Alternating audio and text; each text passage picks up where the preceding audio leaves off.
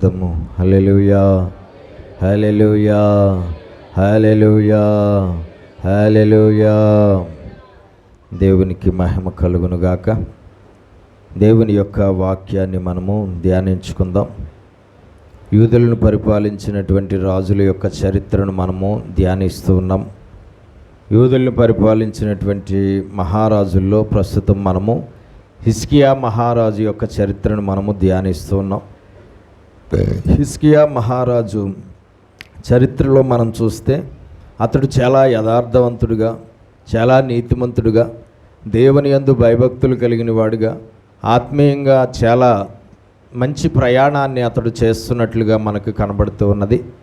అంతేకాకుండా అతడు దేవుని చిత్తాన్ని అంతటినీ కూడా నెరవేరుస్తున్నాడు, దేవుడి ఇష్టాన్ని అంతటినీ కూడా నెరవేరుస్తున్నాడు. దేవుని ప్రజలు త్రోవ తొలగిపోయి దేవునికి విరోధమైన మార్గంలో ప్రయాణం చేసి దేవుడిచ్చే రక్షణను పోగొట్టుకున్న సమయంలో వారందరినీ దేవుడి వైపు తిప్పి వారందరినీ దేవుడి యొక్క రక్షణ పొందుకునేలాగా ఎంతగానో అతడు ప్రయాసపడుతూ ఉండడం అనేది మనం చూస్తున్నాం. అతడు బాగా దేవుని ప్రజలైన యూదులందరినీ కూడా దేవుని యొక్క మార్గంలోనికి తీసుకురావడం అనేది జరుగుతూ వస్తుంది. మనం చూసినటువంటి విషయాల్లో 31వ అధ్యాయం మొదటి నుంచి చదువుదాం. 2వ దినవృత్తాంతములు 31వ అధ్యాయం మొదటి వచనం నుంచి చదవండి.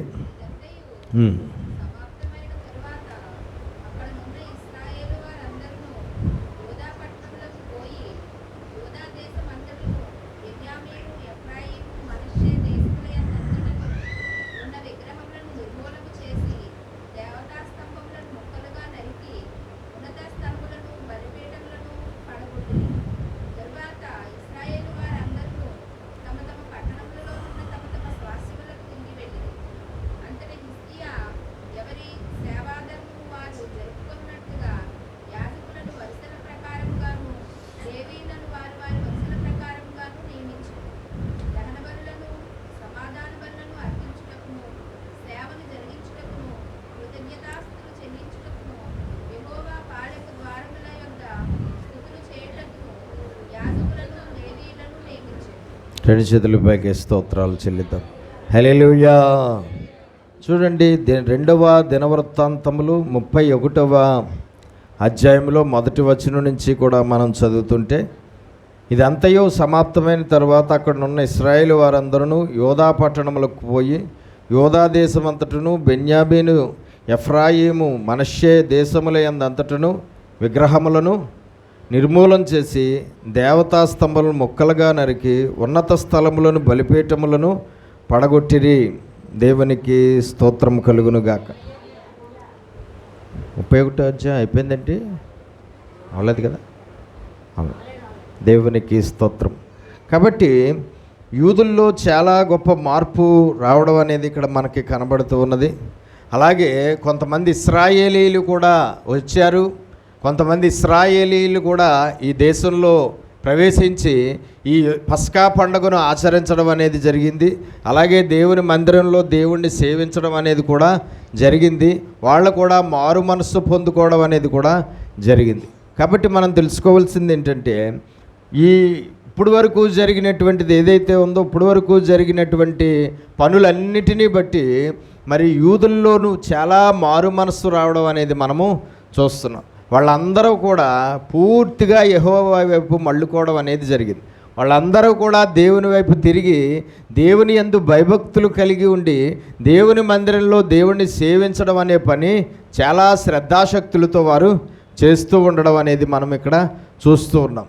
అంతేకాదు, ఆ దేశంలో ఆహాజు మహారాజు కాలంలో ఏ బలిపీఠాలైతే కట్టబడ్డాయో, ఆ దేశంలో ఆహాజు మహారాజు కాలంలో ఏ విధమైనటువంటి బలిపీఠాలు కట్టబడి బలిపీఠాల మీద దూపాలు వేయడం, బలిపీఠాల మీద బలు అర్పించడం ఇవన్నీ కూడా జరిగాయో అన్య దేవతలకు, ఆ బలిపీఠాలన్నిటినీ కూడా వాళ్ళు ఏం చేశారండి, పూర్తిగా తీసివేయడం అనేది జరిగింది. వాటిని పూర్తిగా నిర్మూలన చేయడం అనేది జరిగింది. పూర్తిగా వాటిని పడగొట్టి వేయడం అనేది జరిగిందండి. వాళ్ళందరూ కూడా అప్పటి వరకు వారు చేసిన పాపం ఏదైతే ఉన్నదో దాన్ని ఏం చేశారు, విడిచిపెట్టడం అనేది జరిగింది. భక్తుల జీవితాల్లో తెలుసుకోవాల్సింది ఏంటి అంటే, దేవుడి యొక్క మార్గంలో మనము ప్రయాణము చేసేటప్పుడు దేవుని యందు భయభక్తులు కలిగి ఉండి దేవుణ్ణి సేవించడం అనే పని ఎంత ముఖ్యమో అంతకన్నా ముఖ్యమైన పని ఏంటంటే అదే సమయంలో వారి జీవితాల్లో దేవునికి ఆయాసకరమైనటువంటివి ఏవైతే ఉన్నాయో వాటిని పూర్తిగా విడిచిపెట్టడం అనేది కూడా చాలా ప్రాముఖ్యంగా జరగాలి. చాలామంది దేవునికి ఆయాసకరమైన మార్గాన్ని విడిచిపెట్టడం అనేది చేయకుండా దేవుని యందు భయభక్తులు ఉంచడం, దేవుణ్ణి చాలా బాగా సేవించడం, పూజించడం, ఆరాధించడం, ప్రార్థించడం అనే పనులు చేస్తూ ఉంటారు. కానీ ఎప్పుడైతే వారి జీవితాల్లో దేవునికి ఆయాసకరమైన మార్గాన్ని విడిచిపెట్టరో అప్పుడు వారి భయభక్తులు ఏమాత్రమూ కూడా అంగీకరించబడవు, వారి యొక్క శ్రద్ధాశక్తులు అంగీకరించబడవు, వారి యొక్క భక్తి ఏది కూడా దేవుడి దగ్గర ఏమవదు, ఆమోదించబడదు. కాబట్టి మనం తెలుసుకోవాల్సింది ఏంటంటే ఇక్కడ దేవుడి వైపు మళ్ళుకున్నారు, దేవుని మందిరంలో నివసించడం మొదలుపెట్టారు, దేవునికి స్తుతులు చెల్లించడం మొదలుపెట్టారు, దేవునికి పాటలు పాడడం మొదలుపెట్టారు, దేవునికి సంగీత వాయిద్యాలతో దేవుణ్ణి స్తుతించడం, ఆరాధించడం, పూజించడం, సేవించడం మొదలుపెట్టారు, బలులు అర్పించడం మొదలుపెట్టారు. దేవుని యందు ఎంత భయభక్తులతో దేవుణ్ణి సేవించడం అనే పని చేస్తూ ఉండగా అది అంగీకరించబడేలాగా, ఆ భక్తి అంగీకరించబడేలాగా, ఆ ప్రార్థన అంగీకరించబడేలాగా, ఆ స్తుతులు అంగీకరించబడేలాగా, వాళ్ళు అర్పిస్తున్న అర్పణలు అంగీకరించబడేలాగా వాళ్ళందరూ కూడా ఏం చేశారండి, అప్పుడు వరకు వారి జీవితంలో జరిగిన పాపం ఏదైతే ఉందో ఆ పాపాన్ని వారు ఏం చేశారు, విడిచిపెట్టడం అనేది జరిగింది. ఆ పాపాన్ని వారు విడిచిపెట్టి ఆ పాపానికి కారణమైనవి ఏవైతే ఉన్నాయో బలిపీఠాలు అవన్నీ కూడా వాళ్ళు ఏం చేశారు, కూల్చివేయడం అనేది జరిగింది.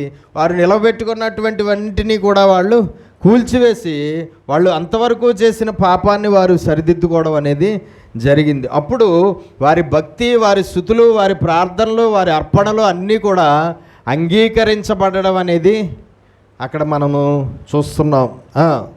ఉన్నత స్థలములను బలిపీఠములను పడగొట్టిన తర్వాత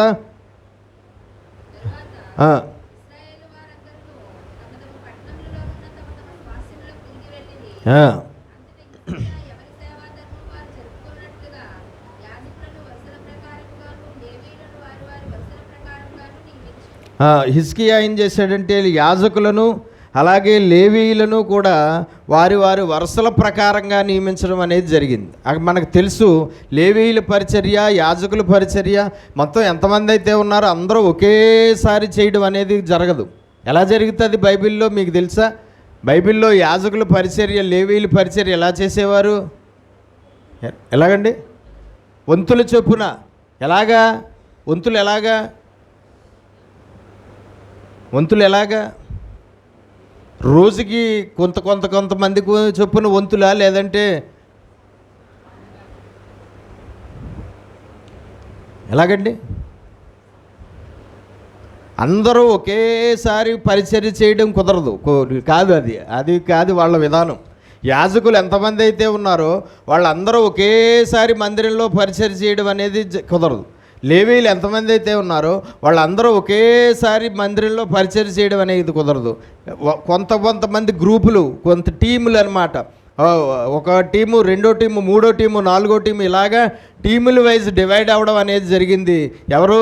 లేవీయులు, యాజకులు కూడా అలాగ డివైడ్ చేసి ఆ టీముల ప్రకారంగా ఒక్కో టీము ఇన్నేసి నెలలు, ఒక్కో టీము ఇన్నేసి నెలలు, ఒక్కో టీము ఇన్నేసి నెలల చొప్పున వాళ్ళ మందిరంలో పరిచర్య చేస్తారు.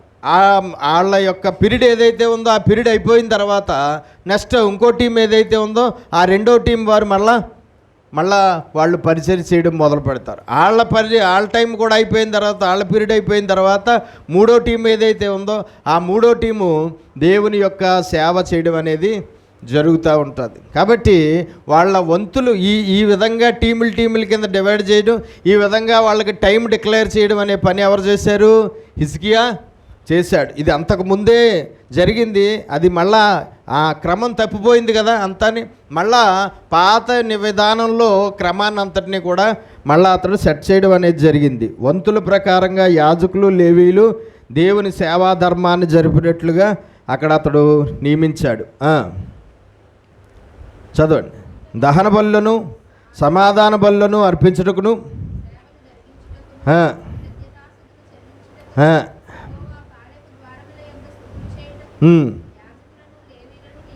దేవునికి స్తోత్రం. యాజకులు లేవీయులు చేయవలసిన పని, యాజకులు లేవీయులు చేయవలసిన పరిచర్య ఏదైతే ఉందో అక్కడ చాలా స్పష్టంగా కనబడుతూ ఉన్నది. ఏంటి అక్కడ? దేవుని మందిరంలో సేవాధర్మం జరిగించడమే కాదు, వాళ్ళందరూ కూడా దహన బలులు అర్పించేటప్పుడు వాళ్ళ పరిచర్య వాళ్ళు చేయాలి, సమాధాన బలులు అర్పించేటప్పుడు వాళ్ళ పరిచర్య వాళ్ళు చేయాలి. అలాగే ఇంకా వేరే రకాలైన పరిచర్యలు ఏవైతే ఉన్నాయో, ఆ బలులు ఏవైతే ఉన్నాయో ప్రజలు ఆ బలులను తీసుకొచ్చినప్పుడు ఆ బలులు అర్పించడం అనే పని ఆ సేవకులు లేవీయులు చేయడం అనేది జరిగేది. అలాగే దేవునికి కృతజ్ఞతాస్తుతులు చెల్లించడం అనే పని, అలాగే యెహోవా పాళెపు ద్వారముల యొద్ద స్తుతులు దేవుడికి చెల్లించడం అనే పని యాజకులు లేవీయులు నియమించెను. దేవునికి స్తోత్రం కలుగును. యాజకులు లేవీయులు ఎవరైతే ఉన్నారో, వీళ్ళు ఎవరైతే ఉన్నారో వాళ్ళు వాళ్ళ పరిచర్య చేసే పనిని అక్కడ చాలా స్పష్టంగా చేయడం అనేది జరిగింది. లేవీయులు ఎవరు, యాజకులు ఎవరు? లేవీయులు ఎవరు, యాజకులు ఎవరు? ఎవరండి? పరిశుద్ధ స్థలంలో యాజకులు ఎవరు, లేవీయులు ఎవరు? యాజకులు ఎవరు? పోనీ యాజకులు అనబడిన వారు ఎవరు? ఎక్కడి నుంచి వచ్చారు? అహరోను వంశస్థులు. ఎక్కడి నుంచి వచ్చారండి? అహరోను ఏ గోత్రం వాడు? అహరోను ఏ గోత్రం వాడు? లేవీ గోత్రం వాడు. మోషే గోత్రం వాడు? లేవీ గోత్రం వాడు. లేవీ గోత్రములో ఉన్న అహరోను వంశస్థులు మాత్రమే ఎవరు యాజకత్వం చేయాలి. లేవీ వంశంలో ఉన్నవారు అందరూ యాజకత్వం చేయడానికి కుదరదు. లేవీ గోత్రములో ఉన్నటువంటి అహరోను వంశస్థులు ఎవరైతే ఉన్నారో ఆ అహరోను వంశస్థులు అందరూ కూడా ఏం చెయ్యాలి? యాజకత్వము చెయ్యాలి.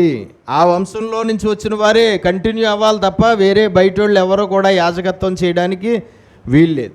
లేవీలు ఎవరు? లేవి అనే 12 మందిలో లేవి అనే ఒక వ్యక్తి ఉన్నాడు. యాకోబు పుట్టిన 12 మంది సంతానంలో ఎవరున్నారు? లేవి అనే వ్యక్తి ఒకడు ఉన్నాడు. ఈ లేవీకి ఎంతమంది పిల్లలు? ఈ లేవీకి పుట్టిన పిల్లల్లో నుండి వచ్చిన సంతానం అందరూ కూడా ఎవరు? లేవీయులు. ఈ లేవీకి పుట్టినటువంటి సంతానములో నుంచి వచ్చిన వారందరూ కూడా ఎవరండి? లేవీయులు. ఈ సంతానములో నుండి అహరోను వంశస్థులు మాత్రం ప్రత్యేకంగా వాళ్ళెవరు? యాజకులు. ఎవరండి? అహరోను వంశస్థులు ఎవరు? యాజకులు. దేవునికి స్తోత్రం కలుగును గాక. హల్లెలూయా. కాబట్టి మనం తెలుసుకోవాల్సింది ఏంటంటే లేవీయులు లేవీ పరిచర్య చేయాలి, యాజకులు పరిచర్య చేయాలి. వీళ్ళ పరిచర్య చేయడానికి వీళ్ళకి వంతులు నిర్ణయించడం జరిగింది. వీళ్ళ పరిచర్య వీళ్ళ దేవుని మందిరంలో చేయడానికి వాళ్ళకి నిర్దిష్టమైన నెలలు, టైం పీరియడ్ వాళ్ళకి కేటాయించడం జరిగింది హిజ్కియా. అలాగే వాళ్ళ ఒక్కొక్క గ్రూప్లో ఎంతమంది ఉండాలో, లేవీయులు ఎంతమంది ఉండాలో ఒక్కొక్క గ్రూప్కి, ఒక్కో టీంకి, యాజకులు ఎంతమంది ఉండాలో ఒక్కొక్క టీంకి, వాళ్ళందరినీ కూడా వాళ్ళ పరిచర్య వాళ్ళు చేసేలాగిన అక్కడ వారిని హిజ్కియా నియమించడం అనేది జరిగిందండి. దేవునికి స్తోత్రం. చదవండి.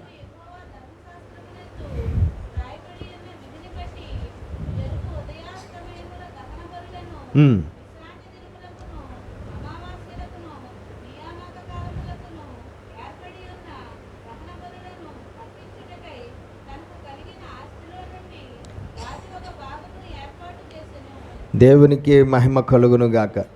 చూడండి, యెహోవా ధర్మశాస్త్రమునందు రాయబడి ఉన్న విధిని బట్టి జరుగు ఉదయాస్తమయముల దహన బలులను, ఉదయము సాయంత్రము కూడా దేవునికి ఏం చేయాలి? ధర్మశాస్త్రంలో రాయబడిన విధి ఏంటి? ఉదయము సాయంత్రం కూడా ప్రతిరోజు దేవుడికి ఏం చెల్లించాలి? దహన బలి అర్పించాలి. ఉదయము సాయంత్రం కూడా దేవునికి దహన బలు అర్పించాలి. ఆ ఉదయము సాయంకాలం దేవుడికి దహన బలు అర్పించేది అన్నీ కూడా ఆగిపోయినాయి. ప్రతీదీ కూడా ఏమైనా ఆగిపోయినాయి. మళ్ళా ఆగిపోయిన ప్రతీదీ కూడా మళ్ళా ప్రారంభించడం అనేది జరుగుతుంది. ఆగిపోయిన ప్రతీదీ కూడా మళ్ళా ఏమవుతుందండి? ప్రారంభించడం అనేది జరుగుతుంది. ఎవరు? హిజ్కియా. ఉదయాస్తమయముల దహన బలులను విశ్రాంతి దినములకు.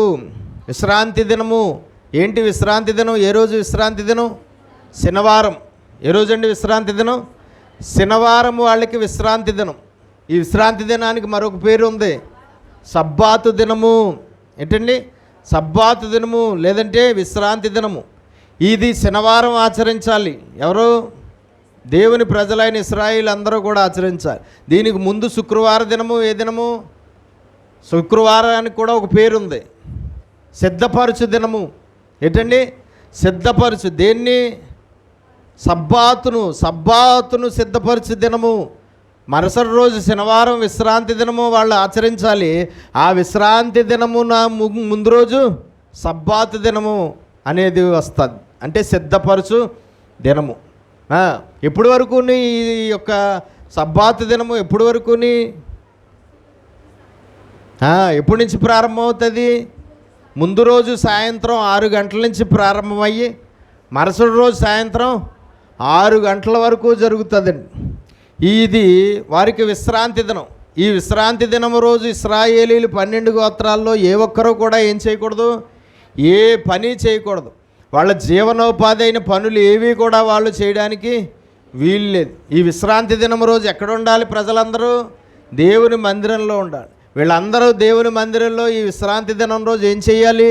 దేవుణ్ణి ఆరాధించాలి. వీళ్ళందరూ ఈ విశ్రాంతి దినం రోజు ఏం చేయకూడదు? భోజనము చేయకూడదు, పని పాటలు ఏమీ కూడా చేయకూడదు. ఈ ముందు రోజు రాత్రి 6 గంటల నుంచి మరుసటి రోజు రాత్రి 6 గంటల వరకు కూడా వాళ్ళకి ఏంటి? ఉపవాసము. ఏంటండి? ఉపవాసం.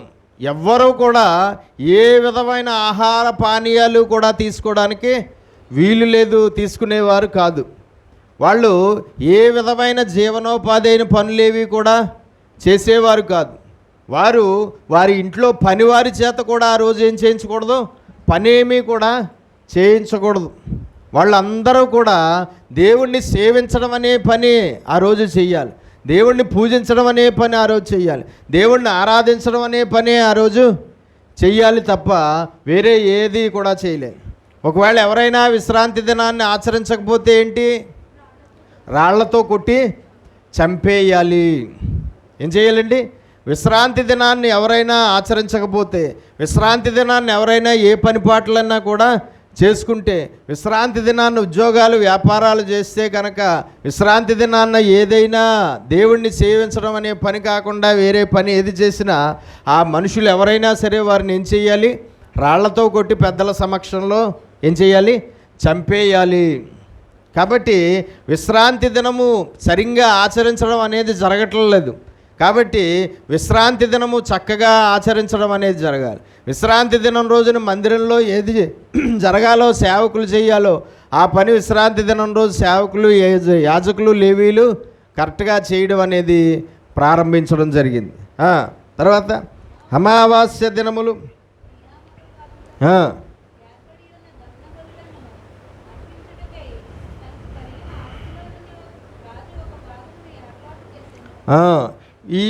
ఈ దినాలన్నిటిలోనూ కూడా దేవునికి బలులు అర్పించాలి. బలులు అర్పించాలంటే పశువులు కావాలి. పశువులు కావాలంటే ఎవరిదై తీసుకొస్తారు? ప్రజలు కొన్ని రకాలైన బలులే తీసుకొచ్చి అర్పిస్తారు. కానీ రోజు రెగ్యులర్గా జరగాలి. అమావాస్య నెలకోసారి వస్తుంది, ఆ రోజు ఖచ్చితంగా బలి జరగాలి. అలాగే విశ్రాంతి దినం వారానికి ఒకసారి వస్తుంది, అది ఖచ్చితంగా జరగాలి. అలాగే ప్రతిరోజు పొద్దున్న సాయంత్రం కూడా దహన బలి పశువులను అర్పించాలి. పొద్దున్న సాయంత్రం అంటే పొద్దున్న పశువు, సాయంత్రం ఓ పశువు. మరి ఇవన్నీ ఎవరు తీసుకొస్తారు? వీటన్నిటిని ఎవరు ఇవ్వాలి? అందుకని రాజుగారు ఏం చేశాడంటే, ఏ మాత్రము బలులు అర్పించడానికి పశువులు కొరత ఉండడానికి వీల్లేదని చెప్పి ఈ బలులు అర్పించడానికి కావలసిన పశువులన్నిటినీ కూడా కొనుగోలు చేయడానికి రాజుగారు తన ఆస్తిలో ఒక భాగాన్ని ఏం చేశాడండి? కేటాయించడం జరిగింది. దేవునికి స్తోత్రం కలుగునుగాక. హల్లెలూయా. రాజుగారికి ఉన్నటువంటి ఆస్తిలో 1/4% ఏం చేశాడండి? ప్రతిరోజు బలులు అర్పించడానికి కావలసిన పశువులను సిద్ధపరచడానికి రాజుగారు ఆస్తిలో ఒక భాగాన్ని కేటాయించడం అనేది జరిగింది. రాజుగారు ప్రత్యేకంగా వాటిని ఇచ్చాడు.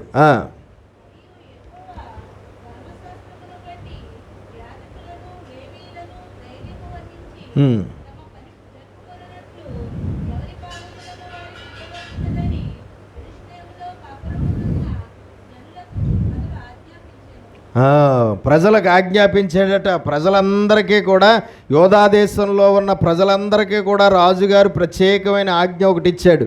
ఏంటది? యెహోవా ధర్మశాస్త్ర ప్రకారంగా యాజకులను లేవీయులను ధైర్యం వహించి తమ పని జరుపుకొనున్నట్లు ఎవరి భాగములను వారికి ఇవ్వవలసినదని యెరూషలేములో కాపురమున్న జనులకు అతడు ఆజ్ఞాపించెను. ఏంటి దాని అర్థం? చదవబడినటువంటి ఆ లేఖనం యొక్క అర్థం ఏంటి? మీకు ఏం అర్థమైంది చెప్పండి, మళ్ళా చదవండి ఒకసారి. లేతే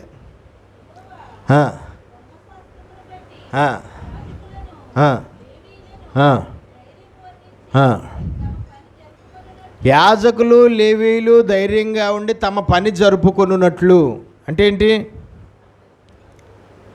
అంటే ఏంటి? ధర్మశాస్త్ర ప్రకారంగా యాజకులు లేవీయులు తమ పని జరుపుకున్నట్లు. పోనీ తర్వాత చదవండి, చెప్దాం, అర్థమవుతుందేమో చూద్దాం. ఎవరి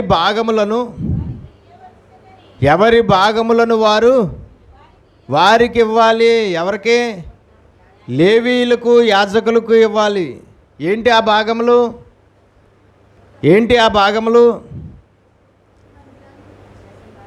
లేవీయులు యాజకులు వాళ్ళ కుటుంబాలు పోషించబడలాగున, లేవీయులు యాజకులు వాళ్ళ కుటుంబాల్లో ఏ మాత్రము వాళ్ళకి ఆర్థిక ఇబ్బందులు కానీ, ఆహారం యొక్క లేమి కానీ, కొరత కానీ, వస్త్రపు యొక్క లేమి కొరత కానీ ఏది రాకుండా ఉండేలాగా వాళ్ళు చాలా ధైర్యంగా ఉండి దేవుని సేవ, దేవుని మందిరంలో వాళ్ళు చేయాలంటే వాళ్ళకి కావలసిన అవసరతలన్నీ కూడా ఏమవ్వాలి?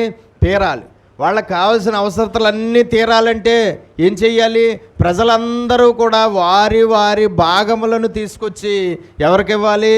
లేవీయులకు యాజకులకు ఇవ్వాలి అని దేవుడు అక్కడ రాజుగారు ఎవరికి ఆజ్ఞాపించాడు? ప్రజలందరికీ. అంటే దీని అర్థం ఏంటంటే, ఆ యోధా దేశంలో ఉన్న ప్రజలు ఎవరైతే ఉన్నారో దేవుని ప్రజలు, వాళ్ళందరికీ, అన్ని కుటుంబాలకి స్పెషల్గా ఆజ్ఞ ఇవ్వడం అనేది జరిగింది.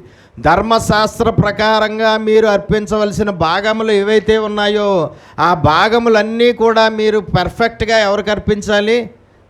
లేవీయులకి యాజకులకు అందేలాగా, వాళ్ళ కుటుంబాలకి ఏ విధమైనటువంటి ఇబ్బంది జరగకుండా ఉండేలాగా, వాళ్ళు ఏ మాత్రము లేమి, కొరత, కరువు అనిపించకుండా ఉండేలాగా వాళ్ళు దేవుని సేవ ధైర్యంగా చేయడానికి వాళ్ళకి కావలసినవన్నీ కూడా మీరు ఏం చేయాలి? సిద్ధపరచాలి. ఇది నా ఆజ్ఞ కాదు, ధర్మశాస్త్రంలో దేవుడిచ్చిన ఆజ్ఞ.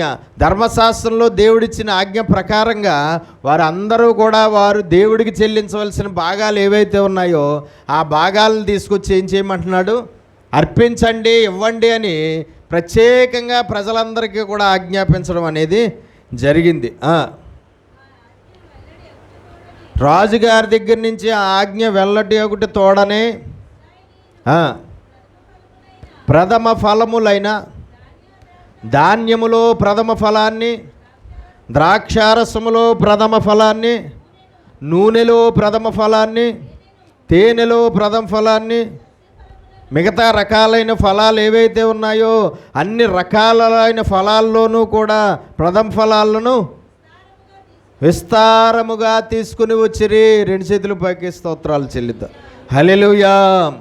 రాజుగారి దగ్గర నుంచి ఆజ్ఞ వెల్లటి ఒకటి తోడనే ప్రజలందరూ కూడా వారి వారి భాగాల్లో ఏవైతే దేవుడికి వారు చెల్లించాలని ధర్మశాస్త్రంలో చాలా రూఢిగా రాయబడి ఉందో ఆ విధంగా నూనెలో ప్రథమ ఫలాన్ని, ధాన్యంలో ప్రథమ ఫలాన్ని, అక్కడ ఉన్నటువంటి వారికి ఉన్న ప్రతి దాంట్లోనూ కూడా ప్రథమ ఫలాన్ని తీసుకొచ్చి అర్పించడం అనేది జరిగింది.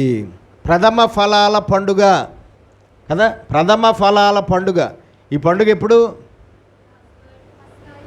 పస్కా అయినా 50 రోజుల తర్వాత. ఏంటి ఈ పండగకు మరొక పేరు? పెంతుకొస్తు పండగ. పెంతుకొస్తు పండగ అంటే ఏంటి?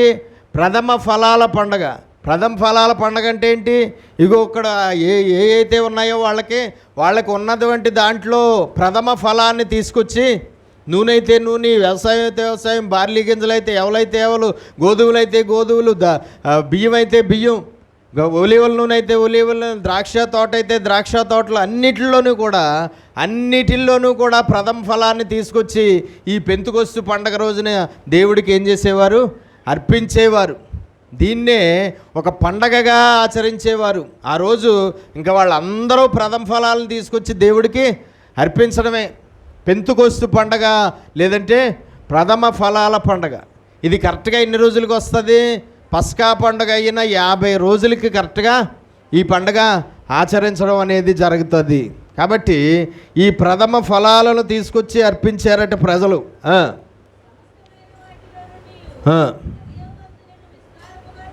ప్రతి దాంట్లోనూ కూడా, సమస్తమైన వాటిలోనూ అంటే ప్రతి దాంట్లోనూ కూడా ఏం చేశారు? 10వ భాగాన్ని తీసుకొచ్చి ఏం చేశారు? తీసుకుని వచ్చిరి. రాజుగారి ఆజ్ఞ ప్రకారంగా ఈ విధంగా ప్రతి దాంట్లోనూ 10వ వంతును తీయాలన్న ధర్మశాస్త్రంలో విధి. ఈ దాంట్లో ప్రతి దాంట్లోనూ ప్రథమ ఫలాన్ని ఇవ్వాలన్నది ధర్మశాస్త్రంలో విధి, ఆజ్ఞ. ఎవరికి ఇచ్చిన ఆజ్ఞ? ఇశ్రాయేలీల ప్రజలకు దేవుడిచ్చిన ఆజ్ఞ. పండించిన ప్రతి దాంట్లోనూ ప్రథమ ఫలాన్ని ఇవ్వాలి. అలాగే వాళ్ళకున్న ప్రతి దాంట్లోనూ కూడా 10వ భాగాన్ని తీసుకొచ్చి ఎవరికి ఇవ్వాలి? వాళ్ళు దేవుడికి ఇవ్వాలి. దేవుడికి ఇస్తే దాన్ని దేవుడు ఎవరికి ఇస్తాడు? ఎవరికి ఇస్తాడు దాన్ని? యాజకులకు, లేవీలకు ఇస్తాడు. ఎలాగిస్తాడు? జీతము అని రాయబడి ఉంది బైబిల్లో. దాన్ని ఏమని రాయబడి ఉంది బైబిల్లో? జీతము. దేవుడు యాజకులకు, లేవీలకు ఇచ్చే జీతం అది. ఆ జీతము ఎవరు ఇవ్వాలి? ఎవరు తీసుకొచ్చి ఇవ్వాలి? ప్రజలందరూ తీసుకొచ్చి దేవుడికి ఇవ్వాలి. దేవుడు దాన్ని జీతంగా ఎవరికి ఇస్తాడు?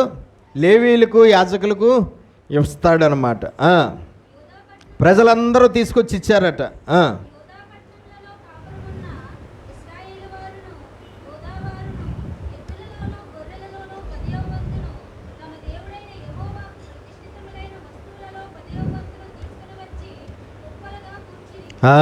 యోధా పట్టణములలో కాపురమున్న ఇశ్రాయేలీల వారు అందరూ, యోధా వారు అందరూ ఎద్దులలోనూ, చూడండి ఈ పట్టణంలో నివసిస్తున్న, అటువైపు నివసిస్తున్న 10 గోత్రాల ఇశ్రాయేల్లో కొంతమంది వచ్చారు కదా, వాళ్ళు ఇక్కడే ఇంకా ఈ పండగ ఆచరించడం అయిపోయిన తర్వాత ఇక్కడే స్టాండర్డ్ అయిపోయారు.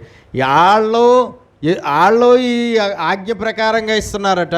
అలాగే యోధావారు కూడా, ఈ యోధా దేశంలో ఉన్న యోధావారు కూడా ఎద్దులలోనూ, గొర్రెలలోనూ 10వ వంతును, ఎద్దులలోనూ, గొర్రెల్లోనూ, మేకల్లోనూ, గాడిదల్లో, ఒంటిల్లో అన్నింటిలో కూడా 10వ వంతు. 10వ వంతు ఏంటి? ఒకవేళ ఎద్దులు 10 ఉన్నాయనుకోండి, ఎద్దులు ఒక వ్యక్తికి ఒక 10 ఎద్దులు ఉన్నాయనుకో, అందులో 10వ వంతు అంటే ఒక ఎద్దుని ఎవరికి ఇచ్చేయాలి? దేవుడికి ఇచ్చేయాలి. అలాగే ఒక 100 గాడిదలు ఉన్నాయనుకోండి, ఆ 100 గాడిదల్లో ఎన్ని గాడిదలను ఇచ్చేయాలి? 10 గాడిదలను ఇచ్చేయాలి. ఎవరికి? అలాగే మేకలు ఉన్నాయా, గొర్రెలు ఉన్నాయా, అలాగే వాళ్ళకి ఏ పశువులు అయితే ఉన్నాయో ఆ పశువుల్లో ఏం చేయాలండి? వారికి, దేవుడికి వారు ఇవ్వాలన్నమాట. కాబట్టి రాజుగారి ఆజ్ఞ ప్రకారంగా 10 గోత్రాల ఇశ్రాయేలీ ప్రజల్లో ఇక్కడ కాపురం ఉంటున్న ఇశ్రాయేలీలు, అలాగే యోధా గోత్రంలో యోధావారు కూడా ఎద్దులలో 10వ వంతును, గొర్రెల్లో 10వ వంతును, తమ దేవుడైన యెహోవాకు ప్రతిష్టములైన వస్తువులలో 10వ వంతును తీసుకుని వచ్చి కుప్పలుగా కూర్చుని దేవునికి స్తోత్రం కలుగునుగా 2 చేతులపైకి ఎత్తి మహిమ చెల్లుతాం. హల్లెలూయా. వాళ్ళందరూ కూడా తీసుకొచ్చి ఏం చేశారు? రాజుగారి ఆజ్ఞ ప్రకారంగా వాళ్ళందరూ అన్నిటిలోనూ కూడా 10వ వంతును, అన్నిటిలోనూ ప్రథమ ఫలాన్ని అన్నిటినీ కూడా తీసుకొచ్చి కుప్పలుగా వేశారు ప్రజలందరూ కూడా.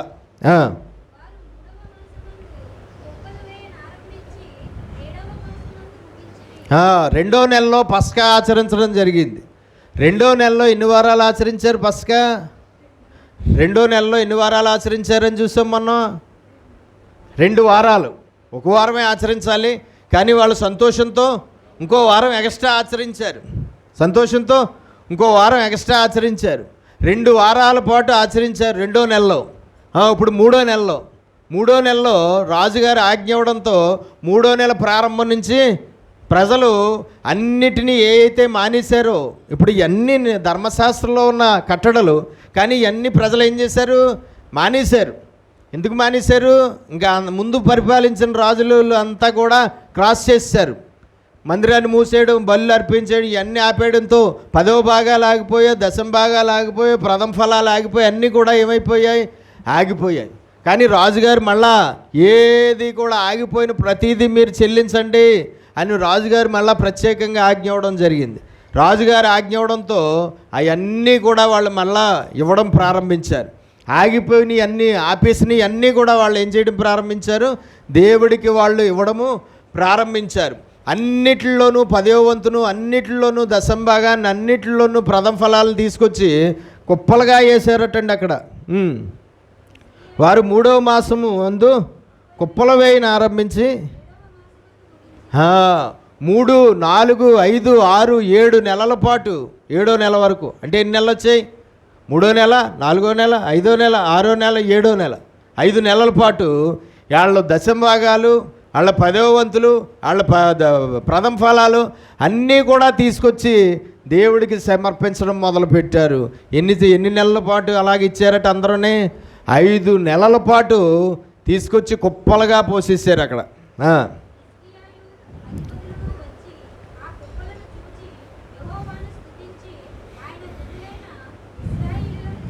చూడండి, రాజుగారు అలాగే యాజకులు అలాగే పెద్దలు వీళ్ళందరూ వచ్చి, అధిపతులు అందరూ వచ్చి ప్రజలు తీసుకొచ్చిన ఆ కుప్పలను చూసి యెహోవాను స్తుతించారు. 2 చేతులు పైకి స్తోత్రాలు చెల్లి. హల్లెలూయా. ప్రజలు తీసుకొచ్చినటువంటి అవి ఏవైతే ఉన్నాయో వాళ్ళు ఖచ్చితంగా ధర్మశాస్త్ర ప్రకారంగా దేవుడికి చెల్లించవలసినవి ఏవైతే ఉన్నాయో వాటన్నిటినీ క్రమంగా ప్రజలందరూ కూడా తీసుకొచ్చి దేవుడికి సమర్పిస్తే ఆ కుప్పలను చూసి రాజుగారు, అధిపతులు వీళ్ళందరూ కూడా చాలా సంతోషించి మొదట ఎవరిని స్తుతించారట?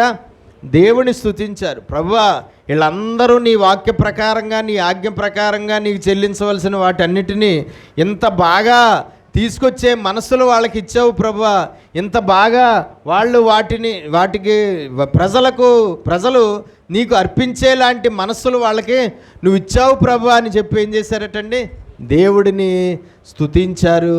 దేవునికి మహిమ కలుగునుగాక. 2 చేతుల పైకి స్తోత్రాలు చెల్లు. ఏం చేశారట? దేవుడిని స్తుతించారట. ప్రజలు ఏం చేశారు? తీసుకొచ్చిన ప్రజలను ఏం చేశారు? దీవించారు. హిజ్కియా అలాగే అధిపతులు అలాగే వాళ్ళందరూ కూడా లోపలికి వచ్చేయండి అమ్మ, బయట సిట్టింగ్ లేదు, లోపలే అందరూ కూడా ఏం చేశారట? దేవుణ్ణి స్తుతించారు. దేవునికి మహిమ కలుగునుగాక. హల్లెలూయా, హల్లెలూయా. కాబట్టి మనం తెలుసుకోవాల్సింది ఏంటంటే దేవుణ్ణి వాళ్ళు స్తుతించారు, ప్రజలను వారు దీవించారు. దేవునికి స్తోత్రం కలుగునుగా. ప్రజలను వారు ఏం చేశారండి? దీవించారు. ప్రతి సంఘములోనూ కూడా దేవుని వాక్య ప్రకారంగా ఏ విశ్వాసులు అనబడిన వారు దేవుడికి అర్పించవలసిన అర్పణలన్నింటినీ కూడా అర్పించినప్పుడు ఆ సేవకులుగా, ఆ సంఘాలకు సేవకులుగా, కాపర్లుగా ఉన్నటువంటి వారు ఏం చేస్తారంటే అర్పించబడిన అర్పణలు బట్టి దేవుణ్ణి మొదట స్తుతిస్తారు. ప్రభువా, ప్రజలందరూ కూడా ఇదిగో ఈ సంఘంలో ఉన్న విశ్వాసులందరూ కూడా నీ వాక్య ప్రకారంగా, నీ ఆజ్ఞ ప్రకారంగా నీకు అర్పించవలసిన ఈ అర్పణలన్నింటినీ ఇలాగ అర్పించేలాంటి మనసులు వాళ్ళకి ఇచ్చినందుకు నీకు స్తుతులు ప్రభువా అని సేవకులు ఏం చేస్తారు? దేవుణ్ణి స్తుతిస్తారు. తర్వాత ఏం చేస్తారు? సేవకులు ప్రజలుగా ఉన్నవారిని ఏం చేస్తారు? దీవిస్తారు.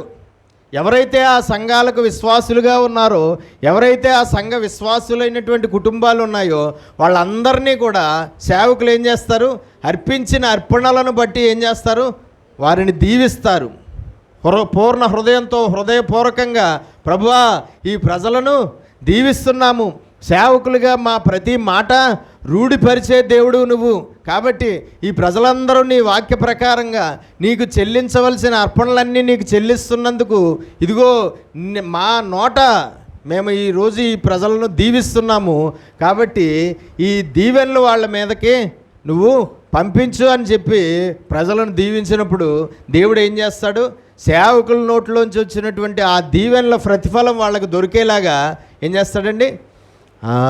దేవునికి స్తోత్రం కలుగునుగాక. హల్లెలూయా. చూడండి, సేవకులు ప్రార్థన చేస్తారు. మీరు అర్పించిన కానుకలను బట్టి, మీరు అర్పించిన దశంభాగాలను బట్టి, మీరు అర్పించినటువంటి ప్రత్యేక కానుకలైతేనేటి, కృతజ్ఞతా కానుకలైనది, ప్రతిష్ఠిత కానుకలైతేనేటి, దశంభాగాలు అయితేనేటి, ఏవైతే ప్రతి వారము మందిరంలో సమర్పించే కానుకలైతేటి వాటన్నిటి కొరకు మందిరంలో ఏం చేస్తారు? సేవకులు ప్రార్థన చేస్తారు. ప్రభువా కొంతమంది 100 ప్రతిఫలం ఇవ్వి నీకు సమర్పించిన వాటికి అంటారు. నేనైతే 1000 ప్రతిఫలం ఇయ్యని మొదటి నుంచి చేస్తాను. మీ అందరికీ తెలుసు. ఎందుకంటే మీ అందరికీ 100 ప్రతిఫలం కాకుండా ఎన్నింతల ప్రతిఫలం రావాలి? 1000 ప్రతిఫలం రావాలని ఆశపడతాను. కాబట్టి మీరు దేవుడికి అర్పించిన వాటిని బట్టి 1000 ప్రతిఫలం ఇవ్వి ప్రభువా అని ప్రార్థన చేయడం అనేది జరుగుతుంది. అప్పుడు ఎప్పుడైతే సేవకులు అలాగా 1000 ప్రతిఫలం 100 ప్రతిఫలం ఇవ్వని ప్రార్థన చేస్తారో అప్పుడు దేవుడు ఆ దీవెనలను దేవుడు ఏం చేస్తాడు? మీరు దేవుడికి అర్పించిన అర్పణలను బట్టి ఏం చేస్తాడు? దేవుడు ఆ ప్రతిఫలాన్ని మీకు దేవుడు ఇచ్చేలాగా దేవుడు సహాయం చేస్తాడు. ఆ ప్రతిఫలం మీకు దొరికేలాగా, ఆ 100 ప్రతిఫలం మీకు దొరికేలాగా, ఆ 1000 ప్రతిఫలం మీకు దొరికేలాగా దేవుడు ఏం చేస్తాడు? సహాయము చేస్తాడు.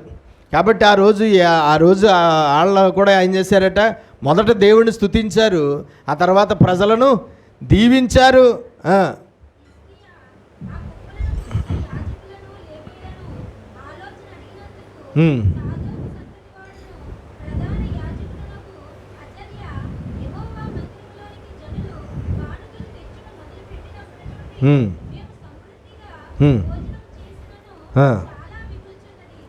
చూడండి, ఒక సాక్ష్యం ఇవ్వడం జరిగింది. లేవీయులు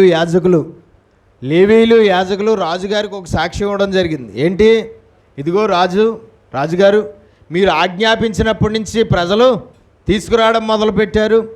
అంతకుముందైతే ఆగిపోయినాయి అవన్నీ ఆగిపోయినప్పుడు మా కుటుంబాలు చాలా లేమి, కరువు, కొరత, వస్త్రహీనత అన్నీ కూడా అనుభవించాము. ఎందుకంటే అవే మేము తినాలి, అవి తప్ప మేము ఏమీ తినడానికి లేదు. వేరే ఉద్యోగాలు వ్యాపారాలు చేసుకోవడానికి లేదు, అందరిలాగా వ్యవసాయాలు చేసుకోవడానికి లేదు, పంటలు పండించుకోవడానికి లేదు. ఏ విధమైనటువంటివి కూడా మాకు జీవనోపాధి అయినటువంటిది ఏది కూడా లేవీలకు కానీ యాజకులకు కానీ ఉందా? లేదు. వాళ్ళు ఏంటి? వాళ్ళ పోషణ ఏంటి? ఇదే సేవే. కాబట్టి ఈ ప్రజలందరూ ఆపేశారు. అంతకుముందు ఇవన్నీ ఆపేసినప్పుడు చాలా లేమి, కరువు, కొరత అన్నీ అనుభవించారు లేవీలు, యాజకులు కూడా. ఇప్పుడు రాజుగారు మళ్ళీ అన్నీ పర్ఫెక్ట్గా తీసుకురావాలి అని ఆజ్ఞాపించాడు.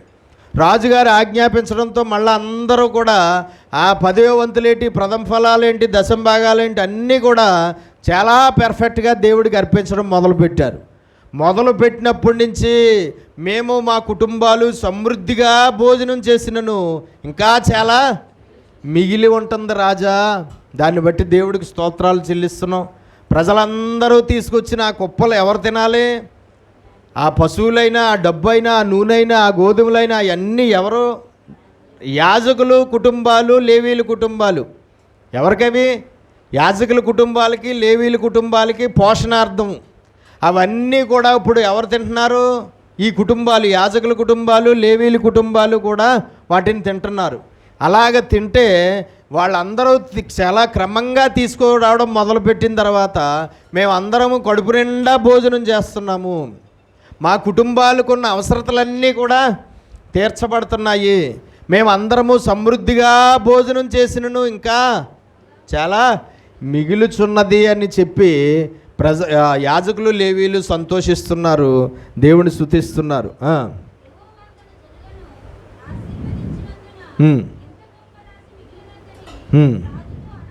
దేవుడు ఆశీర్వదించడం వల్ల ఇంత గొప్ప రాశి వచ్చింది దేవుడికి అర్పించిన అర్పణలన్నీ కలిపి అని దేవుని స్తుతిస్తున్నారు.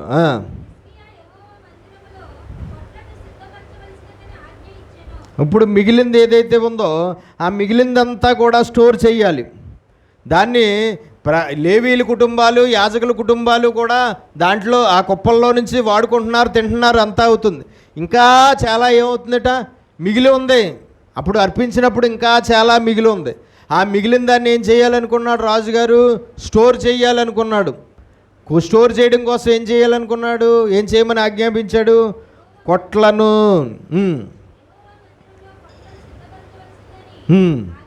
ఎక్కడ? దేవుని మందిరములోని కొట్టు గదులు లాంటి గదులు ఏం చేయాలి? సిద్ధపరచండి వీటినన్నింటినీ కూడా స్టోర్ చేయడానికి.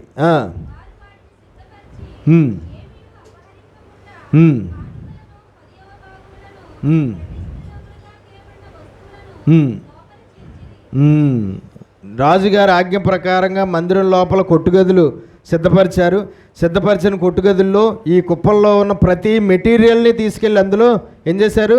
స్టోర్ చేశారు. అందులో ప్రజలు ఎవ్వరూ కూడా ఏ ఒక్కటి అపహరించకుండా, అక్కడ ఉన్నటువంటి పనివారు కానీ లేదంటే అందులో ఉన్నవారు కానీ ఎవ్వరూ కూడా దొంగిలించకుండా, తీసుకొచ్చినవి ఏవి కూడా ఏమవ్వకూడదు, దొంగిలించబడకుండా ఏం చేశారు? కానుకలను 10వ భాగములను ప్రతిష్ఠితములుగా తేబడిన వస్తువులను లోపల చేర్చిరి, దాచిపెట్టారు. కొనన్య అనేవాడు అతన్ని వాటి మీద విచారణకర్తగా రాజుగారు నియమించాడు. ఆ కొనన్యాకు సహకారుడుగా షిమ్మి అనేవాడు నియమించబడ్డాడు. వీళ్ళిద్దరూ కూడా ఏం చెయ్యాలి? ఆ స్టోర్ చేసిన మెటీరియల్ అంతటి మీద వీళ్ళే బాధ్యులు అన్నమాట. రాజుగారికి ఆ లెక్క చెప్పవలసింది వీళ్ళే.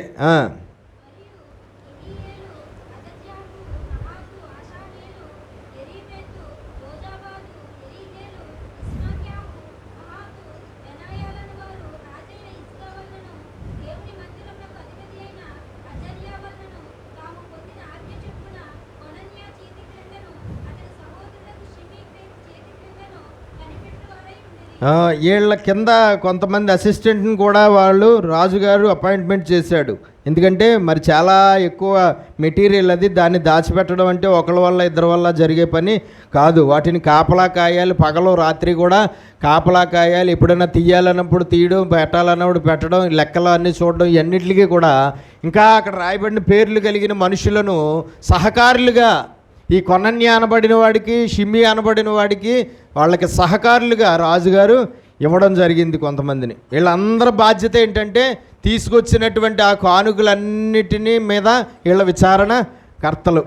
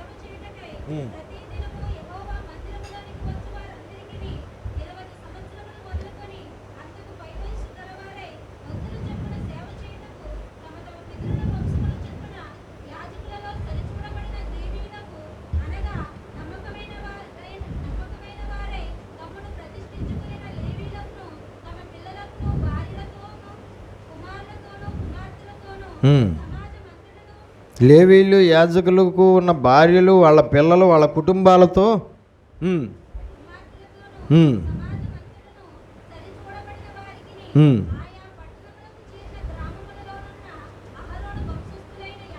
అహరోను వంశస్థులైన యాజకులు. ఎవరు యాజకులు? అహరోను వంశస్థులు మాత్రమే యాజకులు. మిగతా వారు లేవీకి పుట్టిన 3 సంతానములో, వాళ్ళ సంతానంలో 3లోంచి వచ్చిన వారందరూ కూడా ఎవరు? లేవీయులు. కహాతు, గెర్షోను, మొరారి. ఎవరు? లేవీకి పుట్టిన పిల్లలు 3. వాళ్ళ పేర్లేంటి? కహాతు, మొరారి, గెర్షోను. వీళ్ళ 3కు పుట్టిన సంతానం ఎంతమంది అయితే ఉన్నారో వీళ్ళందరూ ఎవరు? లేవీయులు. వీళ్ళందరూ కూడా యాజకులకు అసిస్టెంట్లు అన్నమాట. అహరోను వంశస్థులైన యాజకులు ఎవరైతే ఉన్నారో వాళ్ళకి వీళ్ళు ఎవరు? లేవీయులు, అసిస్టెంట్లు. వాళ్ళు వీళ్ళు కలిసి ఏం చేయాలి? దేవుని మందిరంలో దేవుని పరిచర్య చెయ్యాలి.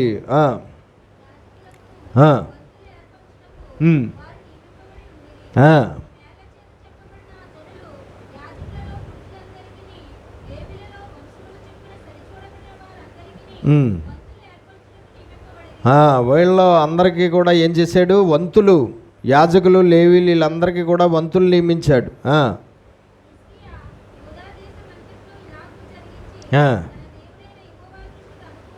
అనుకూలముగాను, యథార్థముగాను, నమ్మకముగాను పని చేయించు వచ్చెను. చాలా యథార్థంగా, నమ్మకంగా, చాలా దేవుని చిత్త ప్రకారంగా హిజ్కియా పనిచేశాడు. ఇప్పుడు వరకు హిజ్కియా చరిత్ర అంతటినీ చూస్తే భూ సంబంధమైనది, లోక సంబంధమైనది ఏదన్నా కనబడ్డదా? అంతా కూడా అతడు చేసిందంతా కూడా ప్రజలందరికీ ఏ సంబంధమైనది? ఆత్మ సంబంధమైనదే. ఇప్పుడు వరకు చూస్తే ప్రజలందరికీ కూడా ఏ సంబంధమైనది విధానంలో నడిపించాడు?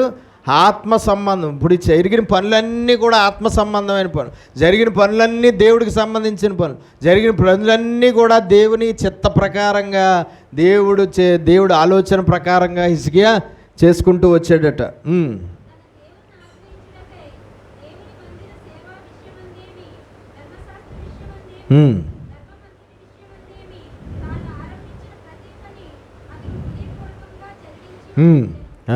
రెండు చేతులు పైకి స్తోత్రాలు చెల్లిద్దాం. హల్లెలూయా. అతడు జరిగించిన ప్రతి పని హృదయపూర్వకంగా జరిగించి దేవుణ్ణి సంతోషపరిచి దేవుడి చేత అతడు ఏమయ్యాడు? వర్ధిల్లాడు. దేవునికి స్తోత్రం కలుగునుగాక. హల్లెలూయా. కాబట్టి మనం తెలుసుకోవాల్సింది ఏంటంటే, అంత అద్భుతంగా మరి ఆత్మీయంగా జరగవలసిన పనులన్నీ కూడా చాలా పర్ఫెక్ట్గా జరిగించాడు. దేవునికి స్తోత్రం కలుగునుగాక. అంత సులువుగా ప్రజలు అంత సులువుగా దేవునికి ఇష్టలుగా, దేవునికి ప్రియులుగా ఉండలేరు. ప్రజలు దేవునికి ఇష్టలుగా, ప్రియులుగా ఉండాలంటే దేవుని నియమ నిబంధనలు ఏవైతే ఉన్నాయో మనకి వాక్యంలో ఇవ్వబడినవి, అవన్నీ కూడా చాలా పర్ఫెక్ట్గా మన జీవితాల్లో జరగాలి. ఇవి ఏ మాత్రము జరగకపోయినా మనం ఎంత భక్తి చేసినా భక్తి ఏమవదు? అంగీకరించబడదు. ఈనాడు క్రైస్తవుల్లో చాలామంది భక్తి చేస్తారు, కానీ దేవుని వాక్యంలో ఉన్న నియమ నిబంధనల ప్రకారంగా వాళ్ళు ముందుకు వెళ్ళరు. ఏదో నచ్చినట్లుగా, ఎవరికి నచ్చినట్లుగా వాళ్ళు ఇదైపోతూ ఉంటారు. కానీ దానివల్ల ఏమవుదంటే వాళ్ళ భక్తి అంగీకరించబడదు. వాళ్ళు దేవుణ్ణి సేవిస్తున్నది అది ఏమవుదు? అంగీకరించబడదు. కాబట్టి దేవుని నియమ నిబంధనలు ఏవైతే ఉన్నాయో ధర్మశాస్త్రంలో, వాటన్నిటి ప్రకారంగా ప్రజలందరూ కూడా జరిగించేలాగా దేవుడు అక్కడ హిజ్కియాని వాడుకున్నాడు. దేవునికి స్తోత్రం కలుగును. ఇప్పుడు చూడండి, వాళ్ళు మందిరంలో నివసించడం జరిగింది. వాళ్ళు చేసిన పాపం ఏదైతే ఉందో అంతకుముందు ఆ విగ్రహాల అంతా వాళ్ళు విడిచిపెట్టేయడం జరిగింది. మందిరానికి వచ్చి మందిరంలో నివసించడం జరిగింది. మందిరంలో దేవుడిని సేవించడం, దేవుడిని పూజించడం, దేవుడిని ఆరాధించడం అనేది జరిగింది. మందిరంలో దేవుడికి బలులు అర్పించడం అనేది జరిగింది. మందిరంలో వాళ్ళు అర్పించవలసిన అర్పణలు వాక్య ప్రకారంగా, ఆజ్ఞ ప్రకారంగా వాళ్ళకి ఏవైతే ఉన్నాయో ఆ ఆజ్ఞ ప్రకారంగా వాళ్ళు అర్పించవలసిన అర్పణలన్నీ కూడా వాళ్ళు దేవుడికి అర్పించడం అనేది జరిగింది. ఇప్పుడు ఏమయ్యారు? ప్రజలందరూ ఇవన్నీ పర్ఫెక్ట్గా జరగడం వల్ల పరిపూర్ణులయ్యారు, దేవునికి ఇష్టలయ్యారు. దేవునికి వాళ్ళు ఏమయ్యారు? ప్రియమైన వారుగా మారారు. ఇప్పుడు ఆ ప్రజలందరూ దేవునికి ఇష్టలుగా, ప్రియమైన వారిగా మారారు అంటే దానికి కారకుడు ఎవరు? హిజ్కియా. ఎవరండి? హిజ్కియా అనబడిన వాడు చాలా ప్రాముఖ్యమైన పాత్ర పోషించడం అనేది జరిగింది. ఈ విధంగా వాళ్ళ జీవితాల్లో ఆగిపోయినవన్నీ కూడా వాళ్ళు మళ్ళా ప్రారంభించేలాగా హిజ్కియా చేసి దేవుడిని ఏం చేశాడు? సంతోషపరిచాడు, ఆనందపరిచాడు. అందుకని దేవుడు ఏం చేశాడు? హిజ్కియాని వర్ధిల్ల చేశాను అని రాయబడింది. దేవుడు ఏం చేశాడట? వర్ధిల్ల చేశాడు. కాబట్టి ఆ ప్రజలందరూ కూడా ప్రస్తుతం హిజ్కియా నాయకత్వంలో ప్రజలందరూ కూడా ఇప్పుడు ఏమయ్యారు? దేవుని ఎదుట సంపూర్ణులుగాను పరిపూర్ణులుగాను ఉండి వాళ్ళు దేవుని ఆశీర్వాదాలు, దేవుని దీవెనలు వాళ్ళు పొందుకోవడమే కాకుండా దేవుని రక్షణ వారు పొందుకోవడం అనేది కూడా జరిగిందన్నమాట.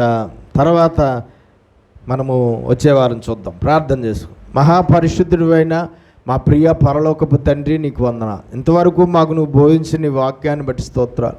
విన్న వాక్యం విని విడిచిపెట్టేవారుగా ఉండి మమ్మల్ని మేము మోసం చేసుకోకుండా విన్న వాక్యాన్ని అనుసరించి జీవించి ఫలించుటకు మాకు సహాయించి, వాక్య ప్రకారమైన జీవితాలతో,